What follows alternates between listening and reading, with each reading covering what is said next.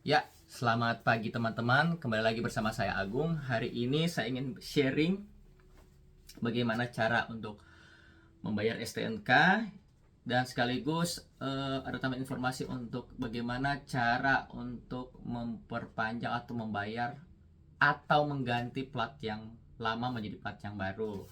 Oke, yang pertama untuk membayar STNK itu yang pertama sebenarnya dulu itu diperlukan fotokopi STNK. Ini mungkin beda di tempat yang lain atau bagaimana, tapi ini karena domisili saya di Manado, saya akan menjelaskan yang kantor Samsat yang ada di Manado. Jadi yang pertama-tama ini kita pergi ke kantor Samsat di Manado yang di Jalan 17 Agustus. Nah, itu kita cuma perlu STNK saja. Jadi ini dimana berlaku sebagai saya pemilik kendaraan untuk memperpanjang STNK. Tapi tidak menutup kemungkinan untuk menitipkannya kepada orang lain jikalau kita tidak sempat untuk membayarnya sendiri. Jadi tidak apa-apa untuk diwakilkan. Jadi yang diperlukan itu hanya STNK aja. STNK. Tapi jika kalian juga agak worry, agak ragu, kalian juga bisa fotokopi STNK kalian untuk jaga-jaga saja. Jangan-jangan nanti diminta oleh petugasnya. Kemudian kita pergi pertama ke loketnya. Loket untuk menginformasikan bahwa kita akan memperpanjang atau membayar STNK kita. Jadi di mana STNK saya ini berlakunya sampai 2029. Dan ini baru untuk pembayaran yang pertama. Nah, kemudian kita ke loket, lalu kita menyerahkan STNK kita ini kepada petugasnya. Setelah kita menyerahkan STNK ini ke petugasnya, petugasnya akan mengecek data-data kita di sistemnya. Kemudian dia akan meminta kita untuk memfoto data yang ada di layar komputer atau layar HP-nya, sehingga kita bisa mengetahui kode billing untuk kita akan bayarkan. Kemudian setelah kita memfoto atau mengcapture data tersebut, kita diarahkan untuk pergi ke bank. Di sini kita diarahkan ke Bank Sulut. Jadi di luar loket tersebut, kita diarahkan ke loket Bank Sulut untuk bagian pembayaran. Di bagian pembayaran itu kita hanya tinggal memperlihatkan kode billing yang telah kita capture atau tinggal menginfokan kepada petugas bank di loket tersebut untuk kita bayar. Setelah kita bayar, kita akan dapat kwitansi.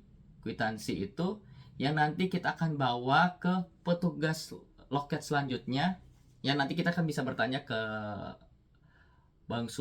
loket Bank Sul tersebut, di mana ya kira-kira bisa kita melanjutkan step berikutnya. Tapi gampang kok, setelah kalau ini seperti saya domisili di Manado, setelah di Bang Sud itu kita tinggal jalan lurus aja ke depan. Itu ada loket tersendiri. Itu bisa tanya orang sekitar bilang di mana ya loket untuk pengesahan atau loket untuk apa ya? Pengerjaan untuk STNK tersebut setelah kita membayar. Setelah kita membayar, kemudian kita ke loket tersebut untuk menukar kwitansi beserta STNK kita yang lama. Setelah kita menukar STNK kita yang lama dan kwitansi tersebut, kemudian kita disuruh untuk menuliskan nama, nomor DB, serta nomor HP di buku logbook mereka. Setelah itu akan diproses. Kemudian dia akan memberikan kepada kita, mereka akan memprint STNK yang baru, lembar STNK yang baru. Kemudian dari print itu sebenarnya ada momen dimana kita harusnya sudah mendapatkan kode seperti ini, tanda tangan dan cap. Tapi ada kalanya kita hanya mendapatkan cap mungkin, dan itu kita akan diarahkan ke loket pengesahan. Tapi dari pengalaman saya bahwa setelah kita memberikan kepada petugas yang di situ untuk ditandatangani dan dicap. Alhasil pekerjaan kita sudah selesai, tugas kita sudah selesai untuk membayar dan mengganti bukti SNK yang lama menjadi yang baru. Jadi nanti untuk yang baru membayar bisa kita lihat di sini. Di sini nanti ada tanda tangan dan cap dari petugasnya. Jika nanti untuk tahun berikutnya akan muncul lagi di sini tanda tangan dan cap petugasnya dan seterusnya. Nah, tambahan, jadi jika ini 4 kotak ini sudah terisi, biasanya dan harusnya itu kita akan ganti plat. Nah, kalau kita ganti plat itu kita harus kalau saya tidak salah ingat menyediakan tambahan biaya untuk pembuatan plat itu sekitar 100.000. Makanya untuk setiap 5 tahun sekali itu motor akan biayanya agak lebih besar dari biasanya kita bayar hanya pajak SNK-nya saja. Tapi kalau kita mengganti plat itu pun menurut saya tidak terlalu mahal-mahal amat, karena kita hanya membayar biaya pembuatannya itu sebesar 100.000.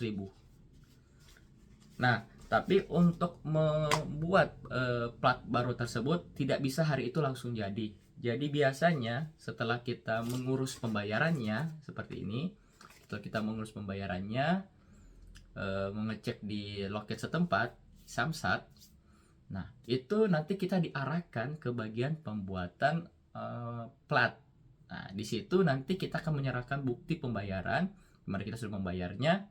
Kemudian dari petugasnya itu akan memberikan kita bukti atau tanda terima yang nanti kita bisa ambil nanti sekitar 2-3 paling lambat 1 minggu setelah hari penyerahan, dimana kita bisa mengambilnya untuk kita pasang di motor kita.